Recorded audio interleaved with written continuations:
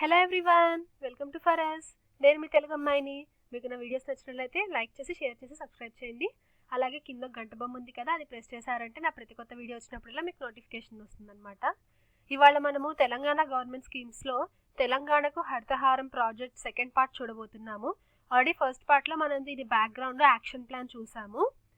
National forest policy of India ప్రకారం 33% forest area minimum ఉండాలి కాబట్టి మనకి 25.16% ఉంది ఆల్రెడీ. సో ఈ 33% రీచ్ అవ్వడం కోసం తెలంగాణ గవర్నమెంట్ ఈ కొత్త ప్రాజెక్ట్ని స్టార్ట్ చేసింది.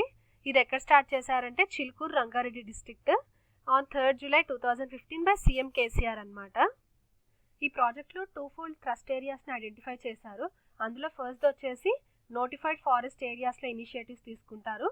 సెకండ్ ఫోల్డ్లో వచ్చేసి areas out side the notified forest areas అంటే నాన్ ఫారెస్ట్ ఏరియాస్లో ఇనిషియేటివ్స్ తీసుకుంటారనమాట. మన ఫారెస్ట్ ఏరియాస్లో ఫస్ట్ వచ్చేసి forest protection against smuggling, forest fire, encroachment, grazing and poaching. ఇక్కడ ఎంక్రోచ్మెంట్ అంటే ఆక్రమణ, అలాగే పోచింగ్ అన్నా కూడా ఆక్రమణలోనే వస్తుంది. లైక్ కబ్జా, ఇల్లీగల్గా ల్యాండ్ ఆక్యుపై చేయడం, వాటిని ఎంక్రోచ్మెంట్, పోచింగ్ ఇలా వివిధ రకాలుగా అంటారు. నెక్స్ట్ వచ్చేసి ఎఫారెస్టేషన్ అంటే డిఫారెస్టేషన్ అంటే ఏంటి, ప్లాంటేషన్స్ కానీ ట్రీస్ కానీ తగ్గిపోవడం, వాటిని కట్ చేసి నరికేయడం. ఎఫారెస్టేషన్ అంటే వాటిని పెంచడం అనమాట. నెక్స్ట్ స్టెప్ వచ్చేసి రీజనరేటింగ్ అంటే వాటిని మోడువారిపోయిన వాటిని కానీ, చచ్చిపోతున్న స్టేజ్లో ఉన్న వాటిని కానీ, లేకపోతే సరిగ్గా పెరగని వాటిని కానీ గ్రోత్ని రీజనరేట్ చేస్తారనమాట. ఎలా అంటే different techniques by coppicing, singling and other silviculture interventions. ఇక్కడ కాపిన్సింగ్ అంటే ఆ చెట్టును ఆర్ ప్లాంట్ అనే దాన్ని గ్రౌండ్ లెవెల్ వరకు కట్ చేసేస్తారనమాట. కట్ చేసి అది గ్రోత్ని స్టిమ్యులేట్ చేస్తారు అలా చేయడం వల్ల.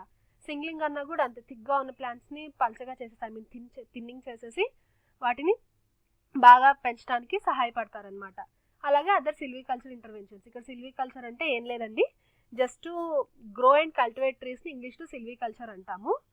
అలాగే ల్యాండ్లో ఉన్న సాయిల్ని, మాయిశ్చర్ని కన్జర్వ్ చేయడానికి లార్జ్ స్కేల్లో మెజర్స్ తీసుకోవడం జరిగింది తెలంగాణకు హరితహారం ప్రాజెక్ట్లో. Next is RIFR areas. RIFR అంటే recognition of forest rights. Forest rights recognise చేసిన ఏరియాస్లో ప్లాంటేషన్ యాక్టివిటీస్ని ఎంకరేజ్ చేయడం కూడా దీంట్లో ఒక పార్ట్ అనమాట.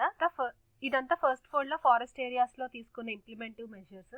నెక్స్ట్ వచ్చేసి సెకండ్ ఫోల్డ్ అంటే out side the notified forest areas ఏమేమి మెజర్స్ తీసుకున్నారో చూద్దాం.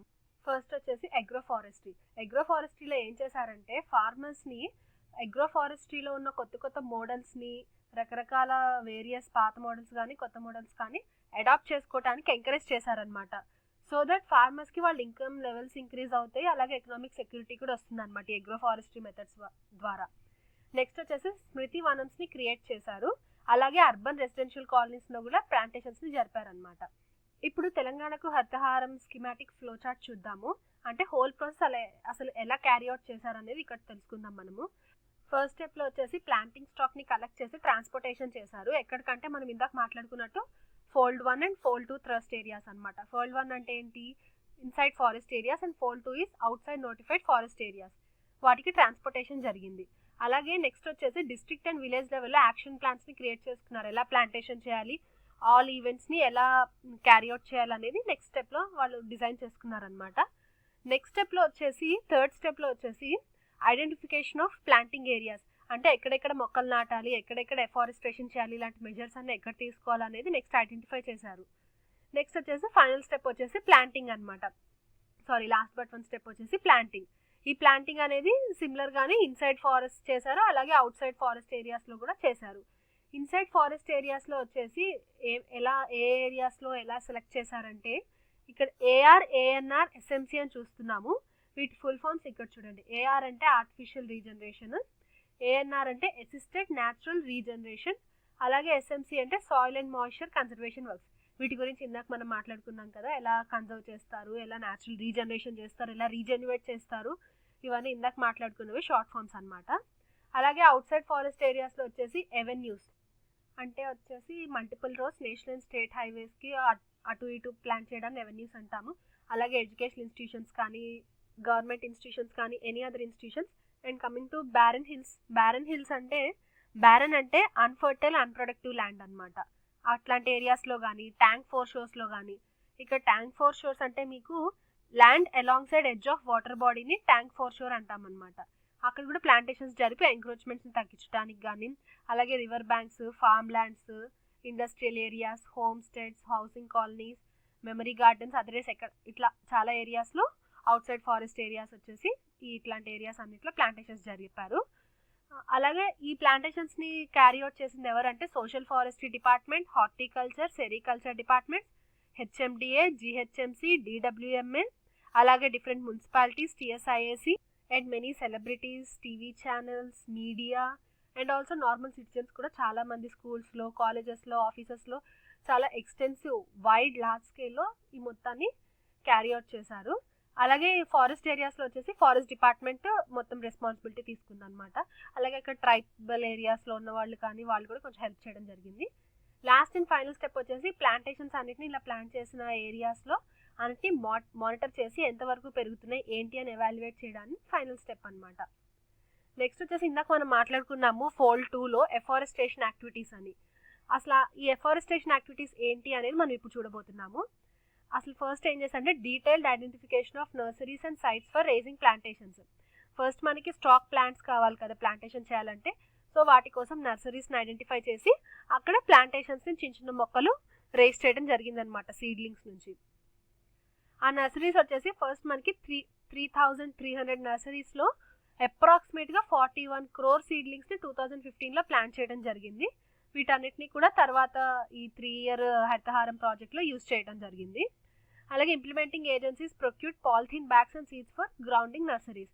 అంటే ఇప్పుడు మొక్కలు నాటాలంటే మనకి సీడ్స్ కావాలి, పాలిథిన్ బ్యాగ్స్లో పెట్టి నాటుతాం కదా, సో వాటికి ఇంప్లిమెంటింగ్ ఏజెన్సీస్ వాటన్నిటిని గ్యాదర్ చేసినాయి అనమాట. స్లోగన్స్ వచ్చేసి మీకు బిట్స్లో అడగచ్చు. Any TSPSC exam, any general knowledge competitive ఎగ్జామ్స్లో కూడా ఇవి అడగచ్చు మీకు. అండ్ ఎస్ఏ రైటింగ్ కూడా చాలా యూస్ఫుల్ అవుతాయి. ఇంగ్లీష్లో వచ్చేసి మనకి ఒక 4 స్లోగన్స్ ఉన్నాయి. ఫస్ట్ వచ్చేసి plant a sapling today for a green Telangana. Second is plant a tree, save the nature. ఇవన్నీ డిఫరెంట్ పర్సన్స్ ఇచ్చిన స్లోగన్స్ అనమాట. చాలా వైడ్గా యూజ్ చేయబడిన స్లోగన్స్, ఇంపార్టెంట్ స్లోగన్స్ ఇవి. Third one is each one plant one makes one green Telangana state. Last one is plant a tree, plant a life. ఇవన్నీ ఇంగ్లీష్లో slogans అనమాట. తెలుగులో వచ్చేసి ఒక ఇంపార్టెంట్ స్లోగన్ ఉంది, అది వచ్చేసి మన ఊరు మన ప్రణాళిక. This is important in Telugu. ఈ తెలంగాణ హరితహారం ప్రాజెక్ట్లో తెలంగాణ హరిత మిత్ర అనే అవార్డ్స్ కూడా ఇంట్రడ్యూస్ చేసింది తెలంగాణ గవర్నమెంట్. ఇది 3 కేటగిరీస్లో ఇవ్వదలుచుకున్నారు. ఒకటి వచ్చేసి ఇండివిజువల్స్కి, ఇంకొక సెకండ్ కేటగిరీ వచ్చేసి ఇన్స్టిట్యూషన్స్ ఆర్ ఆర్గనైజేషన్స్కి, థర్డ్ కేటగిరీ లోకల్ బాడీస్కి అనమాట. ఈ 3 కేటగిరీస్లో కూడా సబ్ కేటగిరీస్ కూడా ఉన్నాయి. మళ్ళీ under each category there are sub categories అనమాట. The purpose of this Telangana Harithamitra awards is to encourage and recognize efforts done by individuals and organizations in increasing tree cover in the state. అంటే తెలంగాణ స్టేట్లో ఈ tree కవర్ని increase చేయడానికి individuals కానీ organisations కానీ చూపించిన ఎఫర్ట్స్ని recognise చేసి ఇంకా చాలా మందిని ఎంకరేజ్ చేయడం కోసం తెలంగాణ హరితమిత్ర అనే అవార్డ్స్ ఇంట్రడ్యూస్ చేయడం జరిగింది. నెక్స్ట్ ఇంపార్టెంట్ పాయింట్స్ చూద్దాము. ఇవన్నీ బిట్స్లో అడగచ్చు మీకు. ఇవన్నీ కొన్ని స్టాటిస్టికల్ డేటా అనమాట. ఫారెస్ట్ డిపార్ట్మెంట్ 1 crore శాంప్లింగ్స్ని ప్లాంట్ చేసింది. మహదేవ్పుర పోలీస్ వచ్చేసి 22,000 శాంప్లింగ్స్ని 1 minute ప్లాంట్ చేశారు. ఇది ఒక రికార్డ్ అనమాట. అలాగే Telangana state excise department 2.93 lakh toddy శాంపిల్స్ని ప్లాంట్ చేసింది.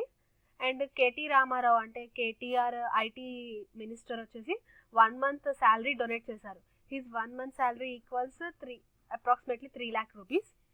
అలాగే July 11th, 2016 రోజు 25 lakh శాంపిల్స్ని గ్రీన్ హైదరాబాద్ అనే మెగా ఈవెంట్లో శాంప్లింగ్స్ని ప్లాన్ చేయడం జరిగింది. ఇది ఒక ఇంపార్టెంట్ రికార్డ్, ఇది ఒకటి ఇంపార్టెంట్ పాయింట్ అవుతుంది మీకు.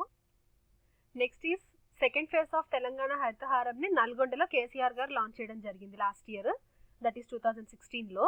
అండ్ 2017లో థర్డ్ ఫేజ్ 12th July రోజు కరీంనగర్లో లాంచ్ చేయడం జరిగింది. 2016 హరితమిత్ర అవార్డు వచ్చేసి దాసరి మనోహర్ రెడ్డి గారికి ఇచ్చారు. 2016 Harithamitra award goes to Dasari Manohar Reddy garu. Second phase of తెలంగాణకు హరితహారం ప్రాజెక్ట్ నల్గొండలో లాంచ్ చేశారు కేసీఆర్ గారు. అలాగే థర్డ్ ఫేజ్ వచ్చేసి కేసీఆర్ గారే మళ్ళీ కరీంనగర్లో లాంచ్ చేశారు ఆన్ 12th July 2017. మీకు నా వీడియోస్ నచ్చినట్లయితే లైక్ చేసి, షేర్ చేసి, సబ్స్క్రైబ్ చేయండి. అలాగే వాట్సాప్లో కానీ, ఫేస్బుక్లో కానీ, టెలిగ్రామ్లో కానీ ఎందులో వీలైతే అందులో షేర్ చేసి మీ చుట్టాలకి, స్నేహితులకి పంచండి. Thank you. ఇట్లు మీ తెలుగు అమ్మాయి.